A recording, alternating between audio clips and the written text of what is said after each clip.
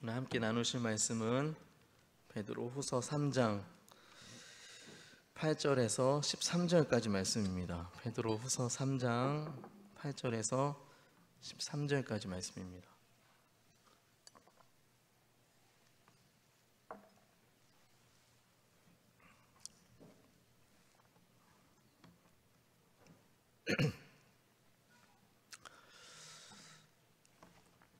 네, 다 찾으신 것 같으니까 함께 한 목소리로 합독하겠습니다. 사랑하는 자들아, 주께는 하루가 천년 같고 천년이 하루 같다는 이 한 가지를 잊지 말라. 주의 약속은 어떤 이들이 더디다고 생각하는 것 같이 더딘 것이 아니라 오직 주께서는 너희를 대하여 오래 참으사 아무도 멸망하지 아니하고 다 회개하기에 이르기를 원하시느니라.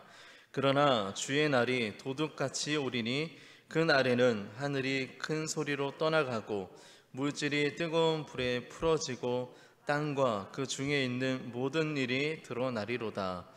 이 모든 것이 이렇게 풀어지리니 너희가 어떠한 사람이 되어야 마땅하냐? 거룩한 행실과 경건함으로 하나님의 날이 임하기를 바라보고 간절히 사모하라.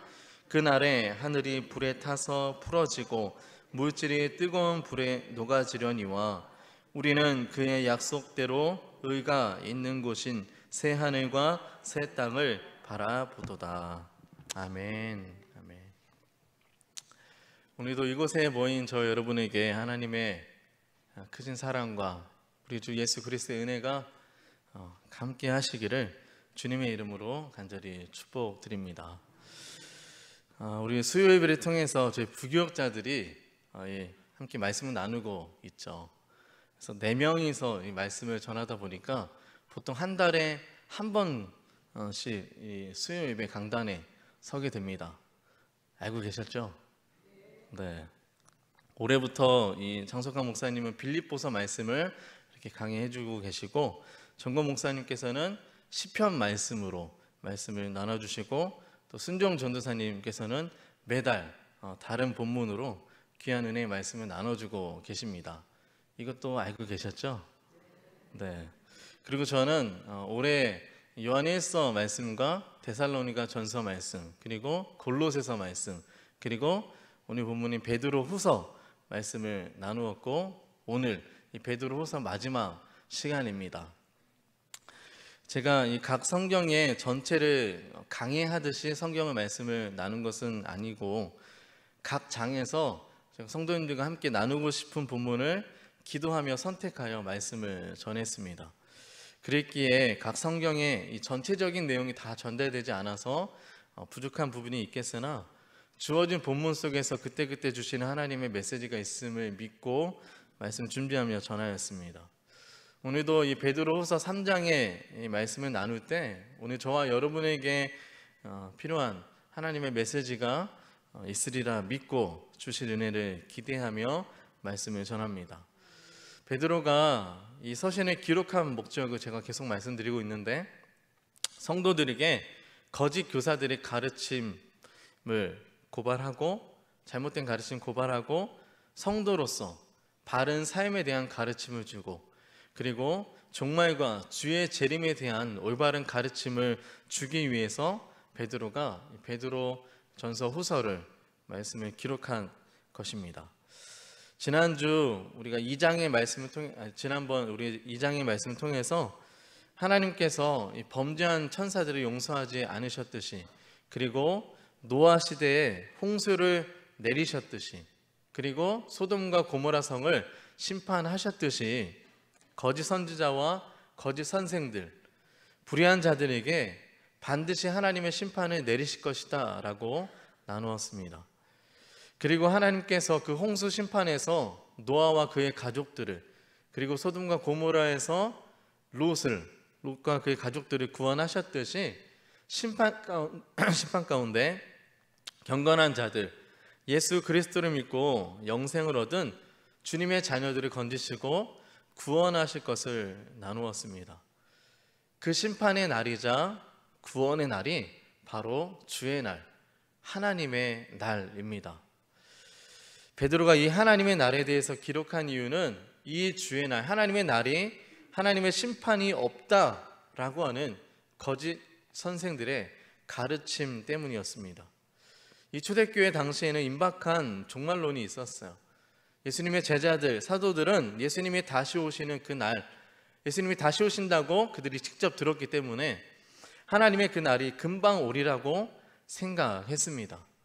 그래서인지 신약성경 많은 서신에서 예수님의 날, 재림에 대한 언급이 빠지지 않고 전해져 왔습니다. 그렇게 주님이 다시 오시는 하나님의 날이 임박한 것 같았지만 점점 세월이 지나가게 되었죠. 어떤 날은 성령이 충만하고 또 어떤 날은 그저 너무나 평범한 일상이 되기도 했을 것입니다.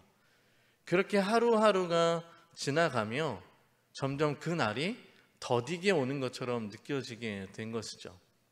그러자 거짓 교사들은 이를 가지고 예수님의 재림에 대해 공격하기 시작한 것입니다. 3장 4절에 베드로서 3장 4절의 말씀 보면 이르되 주께서 강림하신다는 약속이 어디 있느냐, 조상들이 잔후로부터 만물이 처음 창조될 때와 같이 그냥 있다라고 거짓 선생들이 잘못된 가르침을 전파했습니다. 재림의 약속이 어디 있냐, 온다던 예수는 도대체 어디 있어? 그 약속을 기다리던 사람들, 조상들이 다 죽었고 모든 것이 창조 이래 조금도 변한 것이 없이 그냥 있지 않냐, 아무 일도 일어나지 않지 않냐, 재림은 없어 라고 사람들에게 얘기하며 자기의 정욕대로 살면서 성도들을 조롱한 것입니다. 그러자 성도들 가운데 아니 대체 예수님은 언제 오시는 거지? 진짜 왜 안 오시는 거야? 라고 생각하지 않았을까요? 오시긴 하는 걸까? 저들의 말대로 진짜 안 오시면 어떡하지? 라고 하는 질문과 의심이 일어나며 이 재림에 대한, 예수님의 약속에 대한 회의감에 빠지는 사람들도 생겼고 성도로서 거룩한 삶의 의도를 포기하는 사람들도 생겨났던 것입니다. 베드로는 이러한 거짓 선생들의 조롱과 가르침을 고발하며 재림이 없다는 그들의 주장을 반박하는 편지를 성도들에게 보내서 이 올바른 재림의 신앙 가운데 성도로서 믿음의 삶을 살도록 명령하고 있는 것입니다. 이 베드로의 명령이 오늘날 저 여러분에게도 동일하게 주어지는 하나님의 말씀인 줄로 믿으시기 바랍니다. 우리도 그런 생각 때론 하잖아요. 주님의 날이 온다고 하는데 도대체 언제 오시는 거지? 내가 죽기 전에는 오실까? 내가 죽기 전에 안 오실 것 같아. 내가 먼저 갈 것 같아. 라는 생각을 하시지 않나요? 베드로는 성도가 가져야 할 이 하나님의 날에 대한 올바른 관점을 세 가지를 통해 오늘 우리에게 가르쳐주고 있습니다. 첫 번째 관점은 따라해 보실까요? 그날에 대한 주권이 하나님께 있다는 것입니다. 네, 무엇이 하나님께 있다고요? 그날에 대한 주권이. 8절 말씀 함께 보겠습니다. 8절 말씀. 사랑하는 자들아, 주께는 하루가 1000년 같고 1000년이 하루 같다는 이 한 가지를 잊지 말라. 아멘. 여러분, 우리가 살아가는 시간인 이 크로노스 안에는 이 크로노스에 대한 하나님의 관점은요, 우리와 다르다는 것입니다. 사람은 누구나 과거에 태어난 사람이건 지금 살아가는 사람이건 미래에 태어나는 사람이건 상관없이 누구나 정해진 시간과 공간 속에 존재할 수밖에 없지만 하나님은 시간과 공간에 제한과 구애를 받지 않으시는 분이시다라는 것입니다. 하나님은 시간과 날을 만드신 창조주이시기 때문에 시간과 날에 대해서 주권을 갖고 계시는 것입니다. 그리고 하나님은요, 영원하신 분이시기에 하나님의 시간은 영원인 것입니다. 여러분, 정해진 시간과 한계 속에 살아가는 저 여러분이 이 영원이라는 시간을 우리가 지금 이해하기는 어렵지만 하나님은 영원하시다라고 성경은 말씀하고 있어요. 그리고 우리가 주님의 날이 오는 그날, 하나님의 날, 그때 우리가 누리게 될 우리가 시간이 바로 이 영원입니다. 우리가 주님과 함께 하나님의 나라에 들어가는 그 날에는 이 영원이라는 시간을 우리도 알게 될 줄로 믿습니다. 그렇기에 그 영원에 비교해서 볼 때 우리가 살아가는 시간은요, 하나님의 그 영원한 시간 중에 한 점과 같을 뿐이다라는 것입니다. 우리의 천년이 하나님의 영원함에는 지나간 어제와 같고 아무리 긴 세월도 한밤중에 한 시간과 같다라고 시편 90편 4절 말씀에 기록하고 있습니다.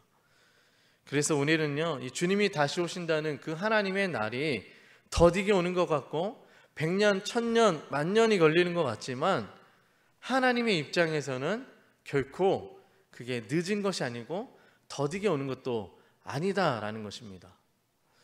언제가 되었든 그 날은 모든 것의 주권자이신 그 하나님께서 하나님의 완벽하신 때 하나님의 그 온 타임에 오게 될 것이다 라는 거죠.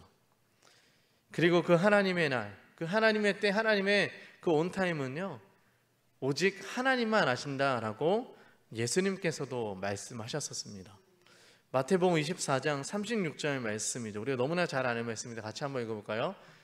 그러나 그 날과 그 때는 아무도 모르나니 하늘의 천사들도 아들도 모르고 오직 아버지만 아시느니라. 아멘.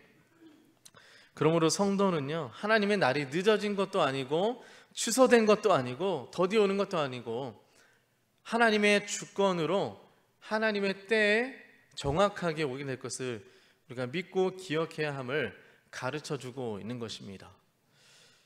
이 종말에 대한 하나님의 날에 대한 두 번째 관점은요, 같이 따라해 보겠습니다. 그 날이 아직 오지 않은 것은 하나님의 자비로움 때문입니다. 무엇 때문이라고요? 하나님의 자비로움 때문에. 우리 9절 말씀 함께 읽겠습니다. 9절 말씀 시작. 주의 약속은 어떤 이들이 더디다고 생각하는 것 같이 더딘 것이 아니라 오직 주께서는 너희를 대하여 오래 참으사 아무도 멸망하지 아니하고 다 회개하게 이르기를 원하시느니라. 아멘.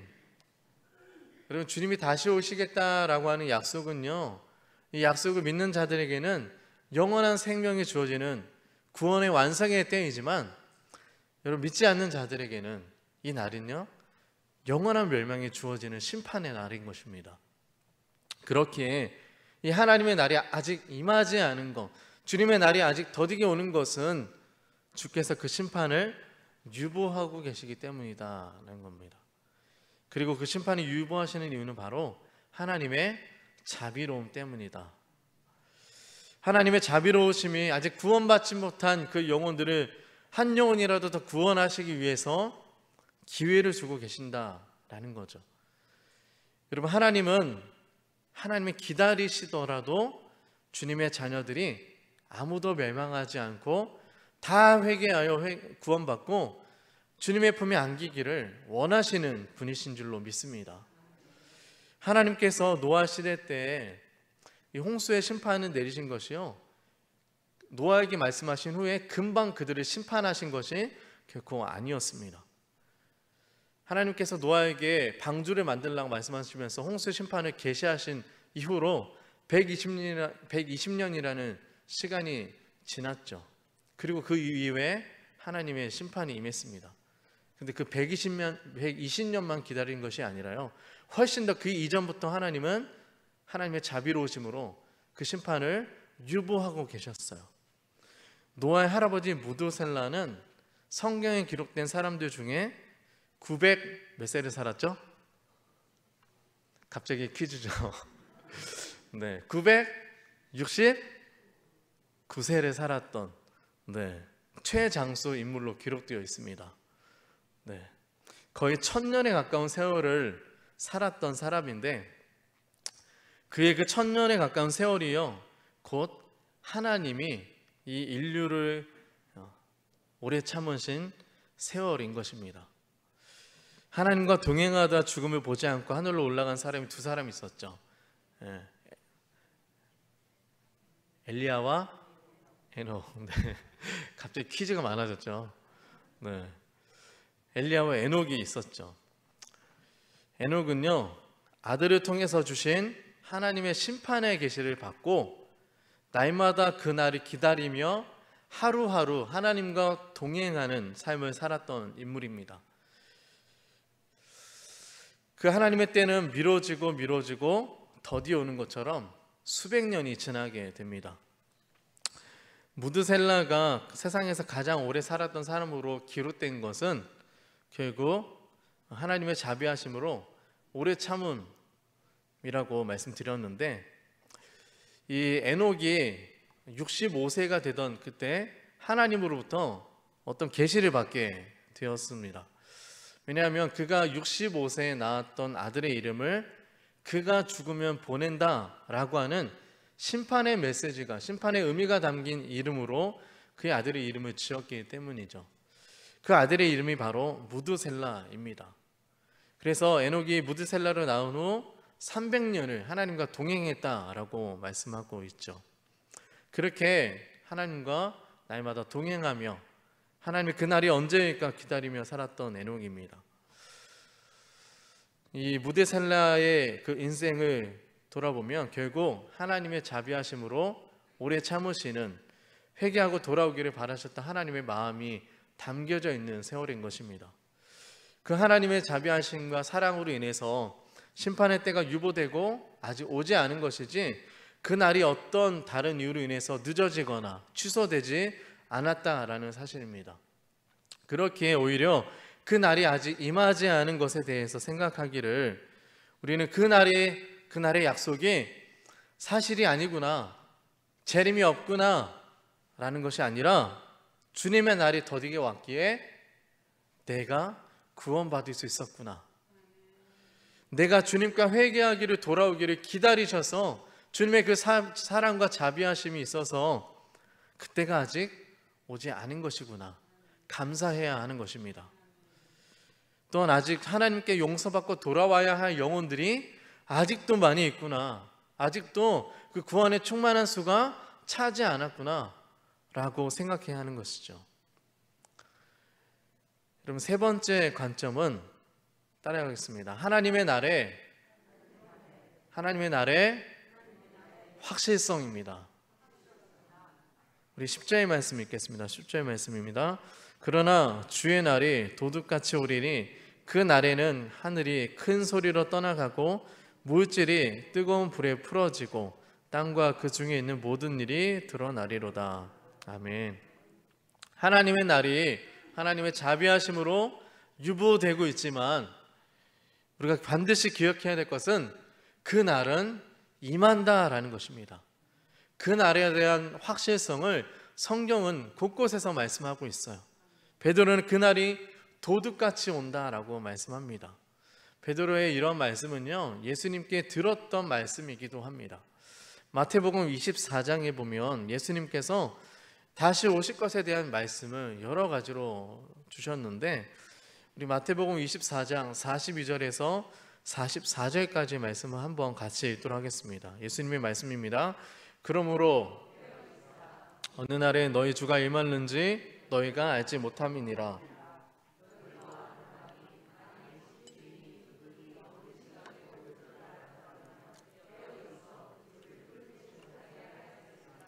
이러므로 너희도 준비하고 있으라. 생각하지 않은 때에 인자가 오리라. 아멘. 네.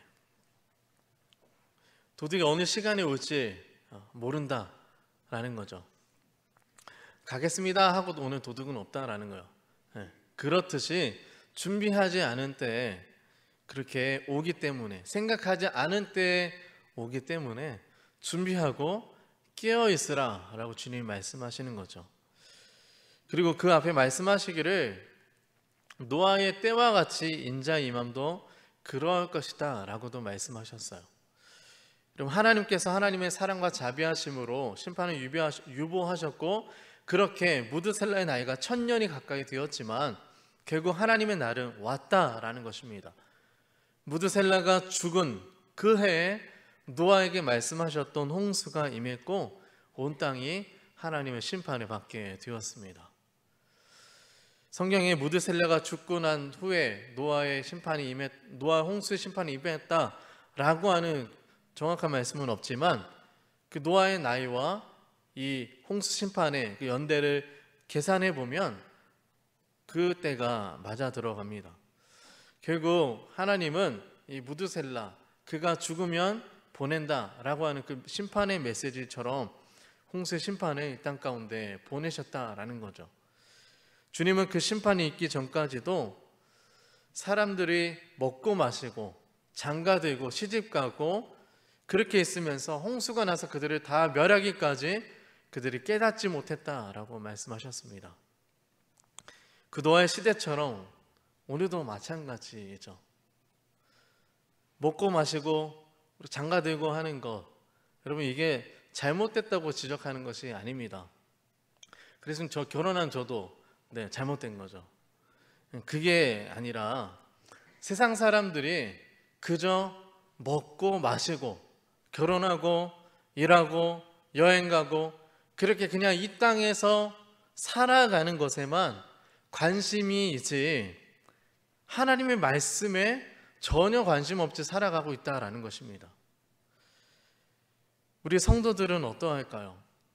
하나님의 자녀로 이 땅을 살아가고 구원받은 백성으로 살아간다고 하지만 세상 사람들과 별반 다를 것 없이 다를 것이라곤 그냥 주일날 교회 와서 예배드리는 거 그거 하나만으로 하나님의 백성이라고 착각하며 그냥 이 땅에서 잘 먹고 잘 사는 거, 내 자녀가 잘 되는 거, 편안하고 안전한 노후를 누리다 그러다 하나님 나라 가는 거 그것만 바라보며 살아가고 있진 않느냐라는 것이죠.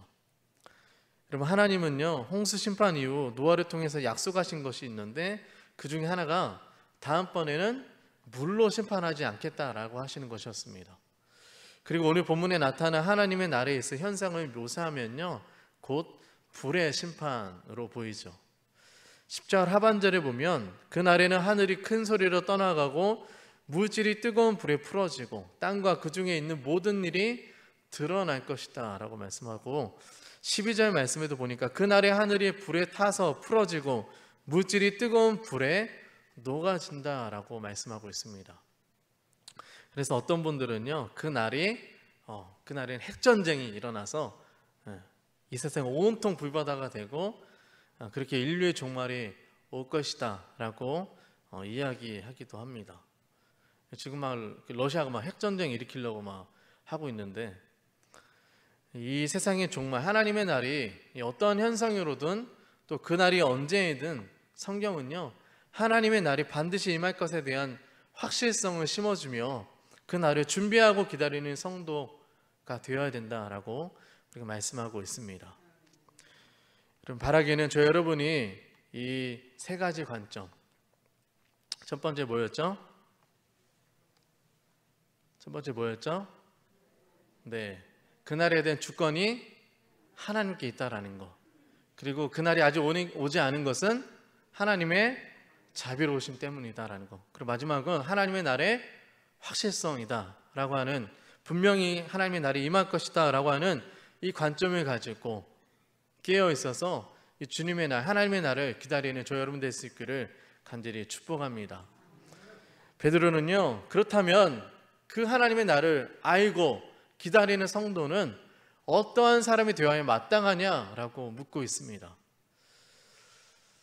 11절 말씀에 이 모든 것이 이렇게 풀어지리니 너희가 어떠한 사람이 되어야 마땅하냐라고 묻고 있죠.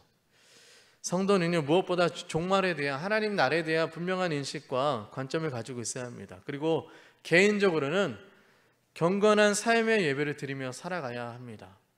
12절 하반절의 말씀이죠. 거룩한 행실과 경건함으로 행하라고 말씀하고 있죠. 그리고 공동체적으로는 미셔너리 처치, 즉 선교적 교회 공동체가 되어야 할 줄로 믿습니다. 여러분 12절 말씀에 하나님의 날이 임하기를 바라보고 간절히 사모하라고 말씀하고 있죠.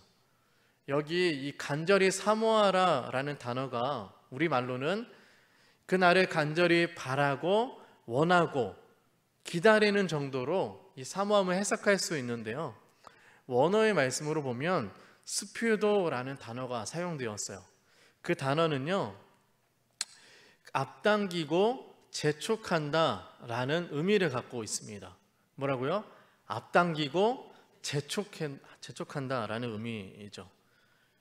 여러분, 그 말씀의 언어적인 의미에 가장 가깝게 번역된 것이 표준 세번역과 공동 번역인 것 같아서 이 표준 세번역 번역을 한번 같이 읽어보도록 하겠습니다. 표준 세번역 버전입니다. 3장 12절 말씀 시작. 하나님의 날이 오기를 기다리고 그 날을 앞당기도록 해야 하지 않겠습니까? 라고 표준 세번역은 번역하고 있어요. 그리고 공동 번역에서도 하나님의 심판 날을 기다릴 뿐 아니라 그 날이 속히 오도록 힘써야 할 것입니다 라고 말씀하고 있다라는 거죠. 여러분, 하나님의 날을 기다리는 성도는요, 이 개인적으로는 거룩한 행실과 경건으로서 살아가는 것이 마땅한 것입니다. 그리고 공동체적으로는, 교회적으로는 우리가 그 날이 가까이 오기를 기다리고 사모할 뿐만이 아니라 그 날이 속히 올 수 있도록 그 날을 앞당겨야 한다, 힘써야 한다라고 성경은 우리에게 말씀하고 있다라는 거죠. 마태복음 24장 14절 말씀 함께 읽겠습니다. 마태복음 24장 14절입니다. 이 천국 복음이 모든 민족에게 증언되기 위하여 온 세상에 전파되리니 그제야 끝이 오리라. 아멘. 여러분, 끝이 언제 온다고요? 복음이 온 세상에 전파될 때, 그때 끝이 온다라고 말씀하십니다. 여러분, 모든 민족에게 복음이 증거되면, 하나님의 구원의 수가 충만하게 차면 그때 끝이 온다라고 우리에게 힌트를 주신 거예요. 그날이 언제인지는 하나님의 주권이라 모르지만 그 날이 가까이 올수록 우리가 힘써야 하는 힌트를 우리에게 주셨다라는 거죠. 모든 민족에게 복음이 전해지면 그제야 끝이 오리라. 여러분, 우리가 어떻게 힘써야 될까요? 복음을 나눠야겠죠. 은혜와 사랑을 흘려보내야겠죠. 우리만 누리고 있는 것이 아니라, 우리만 이렇게 모여서 예배하는 것이 아니라 이것을 모르는 이들에게 나눠야 합니다. 예수 그리스도의 마음을 품고 예수님을 전해야 한다라는 거죠. 그러나 요즘 코로나 이후 더더욱 우리가 복음을 우리 입 밖으로 내뱉는 것이 참으로 어려워진 것이 현실입니다. 피부로 느끼고 계시잖아요. 사회적 분위기는요, 교회에 굉장히 냉담해져 있고요, 교회의 신뢰도도 안타깝지만 정말 많이 추락해져 있습니다. 이렇다 보니 교회 내의 성도들조차 성도로서의 자존감도 많이 낮아져 있는 것 같아요. 세상에 나가서 나 하나님의 자녀다, 예수 그리스도를 믿는 교회 다니고 예수 믿는 하나님의 자녀다라고 하는 사실을 당당하게 드러내고 복음을 전할 수 있는 용기가 많이 줄어들었어요. 지금 이게 우리의 현실이고 영적으로 다운되어 있는 모습이지 않을까 싶습니다. 그렇다고 해서 우리가 이런 상황에 손 놓고 찌그러져 있어야 될까요? 그 하나님 원하실까요? 그냥 우리끼리 몰래 모여가지고 이렇게 예배하고 그냥 집에 가고 세상에서는 아무도 모르게 그렇게 지내는 것을 하나님께서 기뻐하실까요? 아니겠죠. 여러분, 마침 우리에게 좋은 기회가 생겼어요. 원래는 우리 이번 주일에, 돌아오는 주일에 정교인 체육대회를 우리가 진행하려고 했는데 장소가 섭외되지 않는 문제로 우리 다음 주일 23일에 전교인 걷기 축제로 변경해서 진행하게 되었는데, 저는 이 또한 하나님의 섭리와 계획 가운데 있지 않나 싶습니다.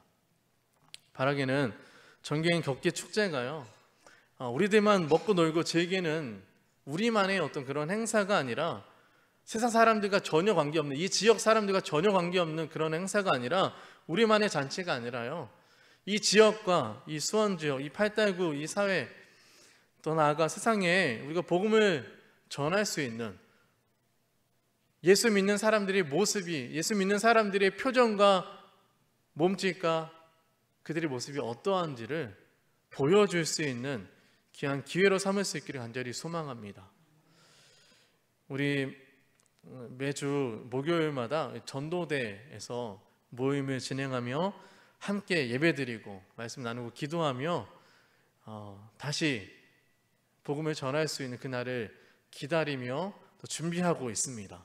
그래서 우리 성도님들께 우리 그 시를 가져다 놓고 수세미 떠달라는 부탁을 드렸었죠. 그래서 처음에는 이게 많이 들어오지만 않으면 어떡하지라는 걱정을 했었는데 믿음이 너무 약해서 우리 성도님들이 제 믿음과 다르게 정말 많이 매주 막 몇십 개씩 막 해서 지금 굉장히 많이 모여지고 있습니다. 좀 더 부탁드리는 거예요. 그래서 이 전도 용품을 이렇게 모으고 있고, 그래서 정기인 걷기 축제 때 전도 물품을 가지고 성도들이 함께 나가서 걷기를 하면서 그냥 걷는 것이 아니라 만나는 이들에게 전도 용품을 나눠주며 당신이 더 행복했으면 좋겠습니다, 예수님을 당신 사랑하십니다 라고 하는 복음을 증거하고, 또 이렇게 복음을 전하고 또 우리 교회를 알릴 수 있는 홍보용 선물도 준비하고 있습니다. 그래서 이번 기회를 통해서 우리가 움츠려져 있고 또 우리끼리 그냥 교회 안에만 모여졌던 우리의 이런 신앙생활을 좀 더 다시금 활력 있게 예수 믿는 사람으로서 주님이 전하신 이 명령에 따라 세상 가운데 비록 우리는 걷기 축제라는 이름으로 나가지만 우리의 마음과 우리의 태도와 우리의 각오는 복음을 전하자, 이 세상 우리가 밟는 이 땅 가운데 예수 그리스도의 향기가 복음이 전해지기를 바라는 마음으로, 기도하는 마음으로 걸어 나갈 수 있기를 간절히 소망합니다. 여러분, 그럴 때 우리에게 주시는 또 소망의 메시지가 있습니다. 우리 마지막 13절 말씀입니다. 13절 함께 읽겠습니다. 그의 약속대로 의가 있는 곳인 새 하늘과 새 땅을 바라보게 될 것입니다. 우리 13절 말씀 다시 한번 읽습니다. 시작. 우리는 그의 약속대로 의가 있는 곳인 새 하늘과 새 땅을 바라보도다. 아멘. 여러분, 마지막 때가 가까웠음을 우리가 날마다 기억하고 하나님의 날이 더디게 오는 것이 하나님의 은혜와 또 하나님의 자비로우심 때문인가 기억하며, 우리 주변에 믿지 않은 영혼들, 아직도 구원받지 못한 우리 가족들, 친구들, 우리 이웃들을 생각하며 그 영혼들을 위해서 복음을 전하라고 우리에게 주시는 기회임을 기억하면서 하나님의 날이 오기를 기대하고 기다리면서 그 날이 속히 오기를 힘쓰며 애쓸 수 있는 우리 교회 공동체 될 수 있기를 예수님의 이름으로 간절히 축복합니다.